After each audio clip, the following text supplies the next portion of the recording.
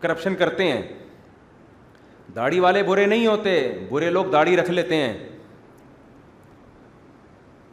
ایک آدمی مسجد کا امام بنا, پھٹ پھٹی سی بائک لے کے گھوم رہا ہے, امام بنتے ہی مسجد میں کنسٹرکشن کا کام شروع ہوا اور امام صاحب دیو مار 4.5 نوٹ چھاپنے کی مشین بن گئے.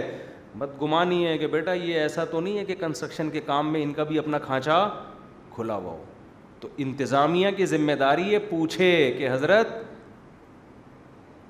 یہ کہاں سے آ رہا ہے پیسہ. انتظامیہ کو تو حق ہے نا, میں نے تو اپنی مسجد کی انتظامیہ کو بار بار حق دیا ہے کہ آپ مجھ سے پوچھو میرے پاس گاڑی کہاں سے آئی, مجھ سے پوچھنے کا حق ہے آپ کو, کیونکہ ایسا نہ ہو کہ میں مسجد کے نام پہ چندہ لے کے کھا رہا ہوں. یہ تو ہم نے حق دیا, یہ بیٹھے ہوئے ہیں کمیٹی والے, بار بار کہا بھائی مجھ سے پوچھ سکتے ہو آپ جب چاہو, میں آپ کو کلیئر بتاؤں گا. اگر آپ محتمم سے پوچھیں کہ بیٹا تمہارے پاس اتنا پیسہ, انتظامیہ پوچھے, ہر آدمی کو اجازت نہیں ہے کہ چلتے پھرتے گلی محلے میں کوئی بھی پکڑے کہ مولانا آپ کے پاس پیسہ, یہ تو غیر اخلاقی حرکت ہے نا. مسجد کی مینجمنٹ یا مدرسے کی انتظامیہ یا محلے والے جن کا مدرسہ ہے, جو محلے کے جو بڑے لوگ ہیں, ہر نتھو پتو کو بھی ہم اجازت نہیں دے رہے, محلے کے جو بزرگ لوگ ہیں ان کو یہ حق, کیا ان کی یہ ذمہ داری ہے کہ آپ کے محلے میں مدرسہ ہے تو بڑے لوگ محلے کے, ہر آدمی نہیں, ہر نوجوان نہیں, بڑے لوگوں کو چاہیے کہ محتمم صاحب سے پوچھیں کہ محتمم صاحب یہ ہمارے محلے کا مدرسہ ہے تو اس کا جو اکاؤنٹنگ کا جو سسٹم ہے وہ کیا ہے, آپ حساب ہمیں کلیئر کر کے دیں. ہم اپنے محلے کو جو ہے نا ناجائز کھاتوں کا ذریعہ نہیں بنا سکتے. لوگ ایسا کرتے ہیں, بے روزگار ہوتے ہیں تو 4 دیواری کھڑی کی, یتیم بچے لا کے رکھے اور نوٹ چھاپنا شروع کر دیے. لوگ یتیموں کا منہ دیکھ دیکھ کے ان کو پیسے دے رہے ہوتے ہیں, ان کی جائیدادیں بن رہی ہوتی ہیں. تو ہمارا مطلب یہ نہیں کہ آپ فری چھوڑ دیں, نا نا. حضرت عمر سے جب سوال ہو سکتا ہے کہ یہ لمبی قمیض آپ کے پاس کہاں سے آئی, حضرت عمر رضی اللہ تعالی عنہ جیسا خلیفہ جن کے تقوی پر کوئی انگلی نہیں اٹھا سکتا, ممبر پہ بیان کر رہے ہیں, کسی نے پوچھا کہ یہ مال غنیمت میں اتنا لمبا کرتا آپ کو کیسے مل گیا, غنیمت میں تو ایسا تھا ہی نہیں. تو انہوں نے بتایا میرے بیٹے نے مجھے ہدیہ دیا ہے یہ. حضرت عمر کو غصہ نہیں آیا. آج آپ پوچھ لو کسی, کوئی بھی اس طرح سے مدرسہ چلا رہا ہو, محلے میں محتمم بنا ہوا ہو, یا کوئی اس طرح مسجد کے نام پہ نوٹ چھاپ رہا ہو, آپ ذرا اس سے پوچھ کے دیکھیں تو اس کو ایک دم لال پیلا نیلا غصے میں غضبناک ہو جاتا ہے, ایسا غضبناک جیسے پتہ نہیں آپ کیا کر دیا آپ نے اس کے ساتھ. جو یہ غضبناک ہونا اس کی علامت ہے کہ دال میں کچھ کالا کالا بولو ہے, اتنا نہیں ہے. بدگمانی سے بچانا ضروری ہے. ہمارے نبی صلی اللہ علیہ وسلم اپنی زوجہ کے ساتھ تنہائی میں کھڑے ہوئے تھے, ایک صحابی گزرے, آپ نے ان صحابی کو بلایا, فرمایا کہ یہ میری زوجہ ہیں, کوئی نامحرم عورت نہیں ہے. انہوں نے کہا یا رسول اللہ میں آپ پہ کیسے شک کر سکتا ہوں, لیکن نبی نے ان کی ایمان کی حفاظت کی. بھائی بدگمانی ہو سکتی ہے, بدگمانی ہو سکتی ہے. تو ہمارے نبی کا ظرف تو اتنا بڑا کہ خود اپنے بارے میں وضاحت کر رہے ہیں, اور ہم کیا کرتے ہیں, لوگوں کو اپنی عقیدت اتنی ٹھونسی ہوئی ہے کہ نہیں میں اتنا نیک ہوں کہ میرے بارے میں قطعاً سوال کرنے کی کسی کو بھی اجازت نہیں ہے. آپ اچار روٹی کھائیں, ہم کروڑوں کھربوں روپے میں گھومیں, آپ ہم سے پوچھ نہیں سکتے کہ کہاں سے آیا یہ.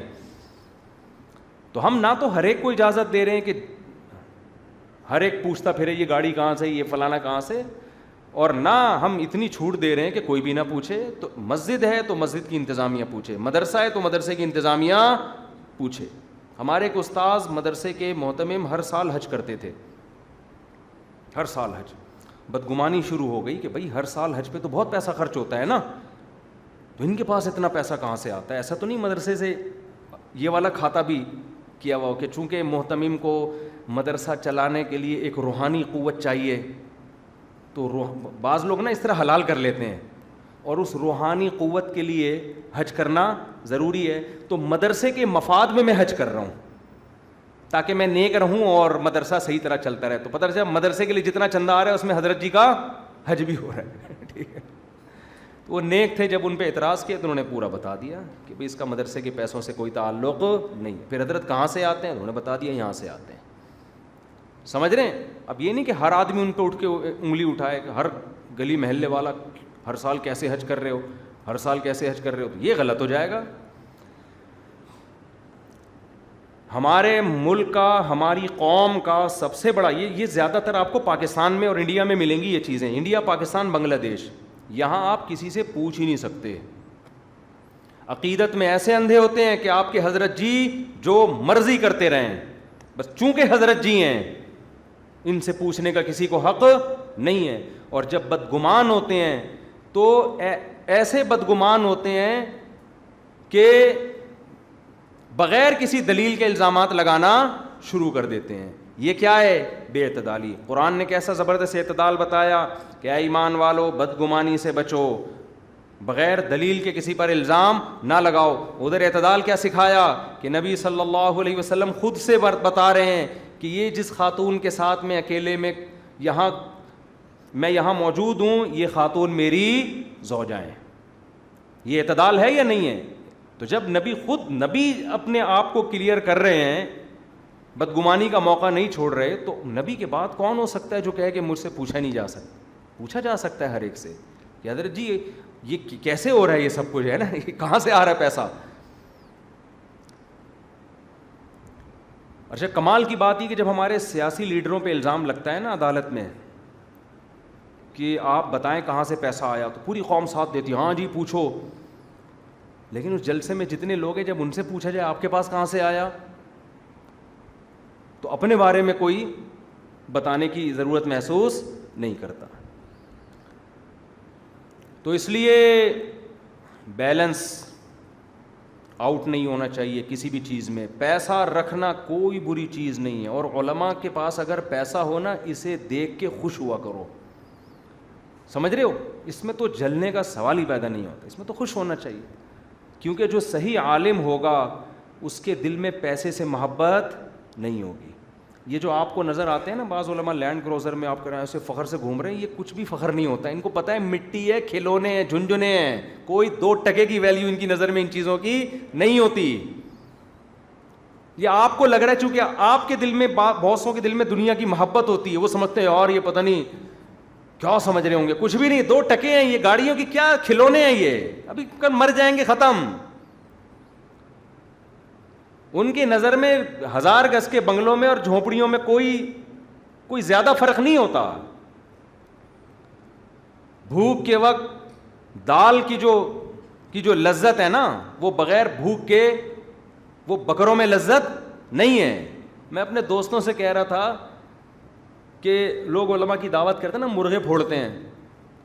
غریب آدمی جو شدید بھوک میں ہو نا, اس کو جو مسور کی دال کھانے میں مزہ آتا ہے, وہ مرغے پھوڑنے والے کو نہیں آتا مزہ. مالدار کو تو بھوک لگتی ہی نہیں ہے, وہ تو ہر تھوڑی دیر میں کچھ نہ کچھ کھاتا رہے گا, کیونکہ ان سے بھوک برداشت نہیں ہوتی نا. غریب تو بیچارہ بھوک کا عادی ہوتا ہے, وہ کہتے ہیں پہلے گیس کا بل جمع کراؤ, اس کے بعد گیس آئے گی تو پھر چولہے پہ انڈا پکے گا. ہمارے حضرت مفتی رشید احمد صاحب رحمہ اللہ تعالیٰ ایک واقعہ بیان کیا کرتے تھے, اس سے آپ کو یہ مضمون سمجھ میں آئے گا کہ دولت کی محبت نہیں ہوتی. حضرت فرماتے تھے کہ میں حضرت مفتی محمد شفیع صاحب رحمہ اللہ تعالیٰ کے ساتھ کبھی سفر پہ جاتا, تو جب کسی مالدار کے گھر میں جاتا نا, جس کا بڑا لگژری گھر ہوتا, بہت بڑا بنگلہ, 1000 اس کے بنگلے, بہت خوبصورت, تو جب میں وہاں جاتا تھا تو میرے دل میں ایک انقباض پیدا ہوتا تھا, ایک دل تنگ ہونا شروع ہو جاتا تھا کہ یار یہ اتنی دنیا, اتنا ساز و سامان اس مسافر خانے میں اکٹھا کیا ہوا ہے, یہ کیا ہے بھائی.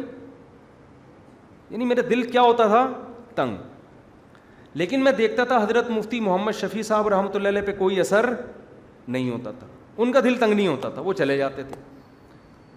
کہتے تھے حضرت ہمارے فرمایا کرتے تھے کہ مجھے یہ پتا تھا کہ یہ جو حضرت مفتی شفیع صاحب کی حالت ہے نا, یہ میری حالت سے بہتر ہے, کیونکہ میں ابھی نیا دین پہ آیا ہوں, تو دنیا پرستی مجھے اچھی نہیں لگ رہی, یعنی دنیا اچھی نہیں لگ رہی ہے. لیکن جب انسان میں کمال پیدا ہوتا ہے تو دنیا کا ہونا اور نہ ہونا برابر ہو جاتا ہے. کہا یہ اس مقام پہ پہنچ چکے ہیں کہ ان کی نظر میں اس بنگلے سے ان کو کوئی طبیعت خراب بھی نہیں ہو رہی, ویلیو نہیں رہی ہے. ہماری نظر میں ویلیو ہے, تبھی دیکھ کے ہم دیکھو. اس کی مثال ایسے, آپ جب کسی کوئی دشمن ہو لیکن آپ کی نظر میں اس کی ویلیو ہو, تو آپ کو اس دشمن سے نفرت ہوگی نا. لیکن جب آپ کا مقام اتنا اونچا ہو جائے کہ آپ اس سے کئی گنا طاقتور ہو جائیں, تو وہ کتنا بڑا دشمن ہوگا, اس کے ہونے نہ ہونے سے آپ پہ اثر نہیں پڑے گا. تو جب انسان کے دل